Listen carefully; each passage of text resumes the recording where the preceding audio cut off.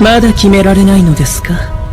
もしスレイヤーになることを拒否すれば、あなたの仲間を皆殺しにすると言ったら、我々は彼らが今どこにいるのか正確に把握しています。いざとなればいつでも。では今日からスレイヤーになるための修行を受けてもらいます。その都度仲間を一人ずつ殺していきます。試験に失敗しても同じです。その都度殺していきます。さて、その中で何人が生き残れるか。ジュ、ビオレ、グレイス様。おい、鮮魚。Okay, we're peeling the layers back right now. After every episode, we're starting to learn a little bit more about FUG and what Bond has basically been doing the past few years and his purpose. The layers are being pulled back. So I get it now. It's a chosen one storyline. Bond is the chosen one. So far, he's the only one that has a chance to face Jihad, and FUG needs him to be ready to face Jihad. And it's crazy because now we learn from this episode that they would do anything to get this man to become a slayer and face Jihad. Like, those conditions are crazy. They really state, if you don't do this, we'll kill your teammates. You know what? Just to make it even more difficult for you, if you show any sort of weakness, failure, or anything, if we even doubt for a second that you can't reach your potential, we're gonna kill your teammates. Like, it's that simple. So now I understand why Bomb is in this situation, why he had to join the organization, what's driving him, what's his current purpose. So it looks like he didn't lose his way, but it's like at the same time he's doing whatever he can to keep his friends alive, honestly, even if he has to appear a villain. You know what I'm saying? He's doing whatever he can. But since we're peeling back layers, I'm still waiting for the episode to reveal why FUG is so desperate to kill Jihad. Like, that question right there will explain a lot. Well, I mean, of course it will explain everything about FUG and their organization, but the fact that they have so many powerful characters behind the organization, it's like it has me more curious and wondering about the truth about the tower and Jihad and the origins and the past and everything. Like, what happened? What caused the creation of FUG? Because they were talking about how Jihad, right, when he reached the top of the tower, he formed a contract which made him king, basically a god. And I'm assuming that contract is what FUG is mad about. That's probably what they were against. I'm assuming the case is, one theory I have is that their objective, the reason why they want to kill him so bad, is because all the regulars, right, they are under his contract, so they can't even touch Jihad. And the fact that as a regular you didn't like sign up to this contract, you didn't partake or had a choice to be under Jihad and I guess follow his rules or his land or anything. I feel like that's part of the reason why FUG exists and why they're against him, because yes, they have free will, but at the same time they feel like they don't, because they know no matter what, Jihad could like basically do whatever, and at any moment he could just decide to, I guess, get rid of any regular, I'm assuming, or anything like that. But the thing is as well, we don't even know the nature of Jihad. We don't even know if this is like a good guy, a bad guy. We don't know his nature at all. But this part right here, this is something I want to point out from this part. 私たちが本当にいい人だと思った。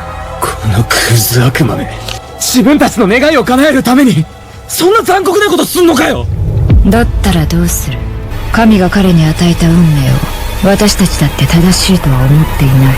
So she mentioned how this is his destiny, like this is his fate basically, and how like he was handed this gift to have the potential to face Jihad, and he's like the only one that could really do this, that fulfill their wishes. Which got me thinking, is he the only irregular around? Like I'm trying to understand, because I thought back in season 1, I thought both Bomb and Rachel were both irregulars, but it looks like it's only Bomb, and I'm still wondering what makes him a irregular. Like, I'm still wondering about that. I think they said in the previous season that it's because he was born outside the tower. I don't know how that's possible. Like, based on how the show is going, how the story is going, it looks like it's something that is almost impossible, as if the tower takes up basically like 90% of the planet, I'm assuming. And we have to remember too, right, Bomb doesn't even have his memories from before he met Rachel, so his origins, we have no clue where he came from, like how he was born or anything like that. that. Heck, I wouldn't be shocked if there was a theory or anything like this where like someone climbed the tower, right? Like the creator of FUG climbed the tower and his wish was to have a child as a regular that was born outside, you know, or to like, I guess, grant a child the ability to face jihad or something like that, you know? Like a character is like, you know what, if I can't do it because I'm a regular, I wish for an irregular to be born with the gift of facing jihad, you know?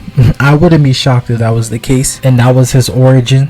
But you let me know on that theory. Another thing that was mentioned in that clip, they admit that they're not good people. Like, which makes sense, of course. It's literally stated that they're a crime organization, but they're moving like the mafia out here, because you've seen how many members they have that are part of the higher ups. Like, this is a whole mafia group. We've seen the dude from last season, one of the administrators, is basically part of FUG. I don't know if the guy that was stating that he was gonna kill his teammates, I don't know if he's like the leader of FUG, but the fact that they have someone this high up in the hierarchy in terms of the testing administrators, this is wild. Like, I'm still curious to know how many members they potentially have in the tower. But I'm assuming the guy who taught Bon how to fight, I think his name is Jin-sun. I believe he's a good guy, honestly. I do believe him when he said he wants the best for Bon, especially the way he like talks about him and hypes him up. Like, I could definitely see him looking at Bon as like a son or a brother, you know what I'm saying? Okay, now what's going on here?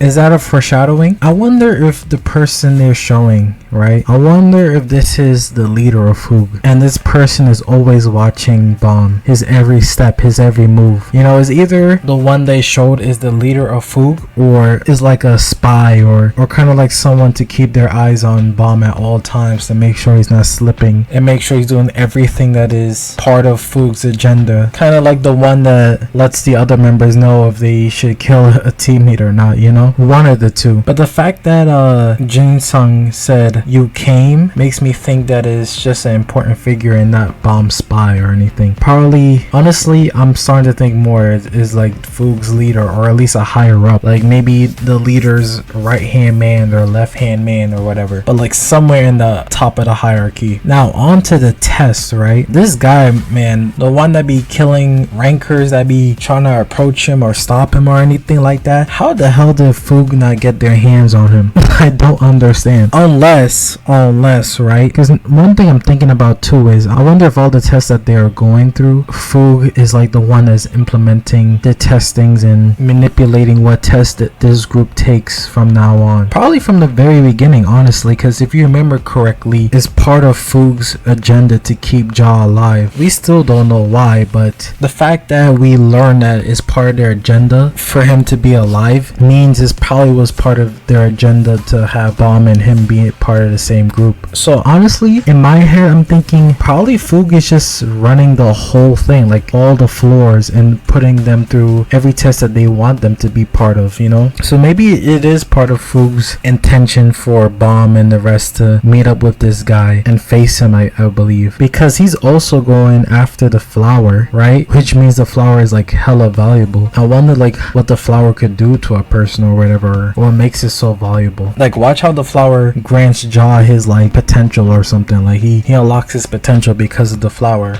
You know what I'm saying? But the guy that's about to face Bomb, right? I remember him from the intro. Like I literally was seeing him in the intro of this show. We literally saw him in the intro of Tower of God, right? And I was here thinking this man was gonna be like either a final boss of the season or he's like the leader of FUG or something, you know? But nah, this is only episode 6 and he's already here. So based on him being in the intro, I don't think they like Bomb is gonna kill him, and it seems like the guy might be stronger than Bomb, but we'll see. We'll see in the next episode, because you see the way Bomb is talking.